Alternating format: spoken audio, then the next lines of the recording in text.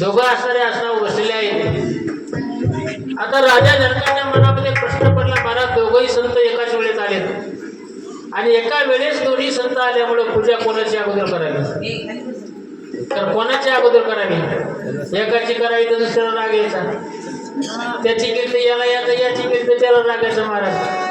मग राजा जनक मनामध्ये विचार करतात कोणाची पूजा करावी, नारदाची पूजा अगोदर करावी का शुकाचार्याची पूजा अगोदर करावी?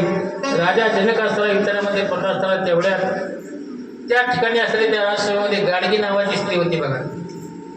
ती ब्रह्मज्ञानी होती महाराज, विधी अवस्था होती तिची सुद्धा. कारण जसं राजा असत तशी प्रजा असते बघा. यथा राजा तथा प्रजा, जसा राजा असत तशी प्रजा असते बघा महाराज. राजा विजयी होता तर राजाच्या राजवाड्यामध्ये असणारे माणसं सुद्धा स्त्री असणारी विजयी होते बघा. एक कथा सांगतात, ज्यावेळेस भगवान शंकराचार्य असणारे मंडन मिश्राच्या आश्रमामध्ये गेले महाराज. मंडन मिश्रा सुद्धा फार मोठा असणारा तपस्वी होता. त्याच्या त्या राजवाड्यामध्ये त्याच्या त्या आश्रमामध्ये त्या ठिकाणी त्या गावामध्ये गेल्यानंतर शंकराचार्यानं ते गावात प्रवेश केल्याबरोबर काही महिला मंडळी असणाऱ्या त्या विहिरीवर पाणी भरत होत्या. पण पाणी भरत असताना सुद्धा त्यांची चर्चा चालू होती, ब्रह्मज्ञानाची चर्चा चालू होती त्या गवळणीसारखी. कारण त्या राजाचा असणारा सहवास तसा होता, मंडन मिश्राचं वागणं कसं होतं. कारण ज्या सहवासामध्ये मनुष्य राहत असतो तसा संस्कार, तसा प्रभाव माणसा पडत असतो. त्या स्त्रियाची सुद्धा चर्चा ब्रह्मज्ञानाची चालू होती. त्या ठिकाणी शंकराचार्य गेले आणि त्यांना म्हणतात, मला मंडन मिश्राच्या घरी जायचं आहे. मंडन मिश्राचं घर कुठे सांगा.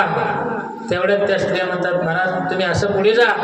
आणि पुढे गेल्यानंतर एक पिंजरा, एका घरासमोर पिंजरा आहे आणि त्या पिंजऱ्यात असणारे जे पक्षी आहेत, आता त्या ठिकाणी त्या गावामध्ये बरेच असणारे पिंजरे लावले होते, बरेच पशुपक्षी होते.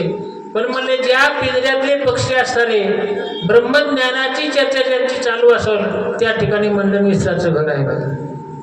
म्हणजे एवढा अधिकार. तसं राजा जनक आहेत, राजा जनकाच्या दरबारामध्ये राजा वेदही होता.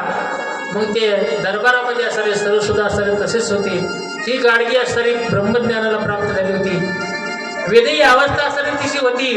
ती म्हणते, महाराज असं करा म्हणले, आता याच्यात तपोशी कोण आहे, कोण मोठं आहे ओळखायचं म्हटलं, पूजा कोणाची अगोदर करायची म्हणले, असं करा, मला सुंदर शृंगार करा, मी स्त्री आहे, सुंदर शृंगार करा आणि मला नटून थाटून तयार करा, मग मी तुम्हाला त्याचा निवाडा करून देते. मग त्या गाडगीला असताना सुंदर वस्त्र प्रदान केलेलं आहे, शृंगार केलेला आहे, सजवलेला आहे. आणि म्हणले जाय आता. ती गाडगी जे उठली महाराज, असे शुकाचार्य महाराज बसले होते, असे नारद बसले होते, दोघांच्या मध्ये जाऊन बसली होती. कोण? ती गाडगी असणारी स्त्री असते. ती दोघांच्या मध्ये बसली की नारद असे सरकले, असे सरकले की ती म्हणली, ह्या शुकाचार्य महाराजांचा अधिकार फार मोठा आहे. कारण शुकाचार्य महाराजांच्या मनामध्ये स्त्री आहे का पुरुष आहे आपल्या जवळ, त्याच्या ध्यानामध्ये नाही, ते विधी अवस्था होती.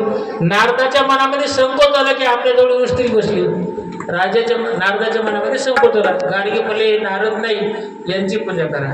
अशा प्रकारे मग शुकाचार्य महाराजांची पूजा केली, नारदाची पूजा केली. आणि त्या ठिकाणी नंतर शुकाचार्य महाराज सांगतात, महाराज मी या ठिकाणी कशा करता आलो, मला माझ्या वडिलांना पाठवलेलं आहे. तुम्ही असं राज्य कारभार करत असताना सुद्धा तुम्ही जीवनमुक्त अवस्था जगतात, जीवनमुक्त असं तुमचं जीवन आहे.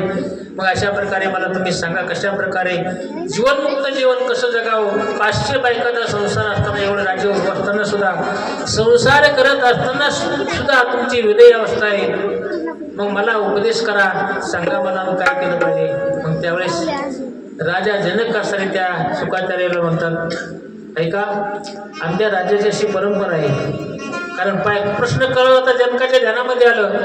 मग शुकाचार्य महाराज ते राजा जनक म्हणतात, आमच्या राज्यामध्ये आलं, आमची एक परंपरा आहे, जो कोणी आमच्या राज्यामध्ये अतिथी येईल त्याचे आम्ही गावामध्ये मिरवणूक काढत असतो, नगर परिषदेने मिरवणूक काढत असतो. त्याच्यामध्ये वाद्य लावतो, सुंदर असे सडा रांगोळी सर्व असं नगर सजवतो, भजन म्हणीन बँड वाजवत सर्व असं थाटामाटामध्ये पूजा केली जाते, गुढिया तोरणे उभारले जातात. असं आमच्या राज्यामध्ये अतिथीचा सत्कार करतात. ठीक आहे म्हणजे तुमची जशी प्रथा परंपरा असं तसं करा. मग शुकाचार्य महाराज त्यांना असणार ते सर्व असणार ती मिरवणूक काढण्याची तयारी झालेली आहे. आणि म्हणजे त्याच्यामध्ये अशी प्रथा आहे, जो अतिथी आला आहे त्याच्याजवळ अशी परात देतात, मोठी परात असते आणि ती परात देतात आणि ती परात अशी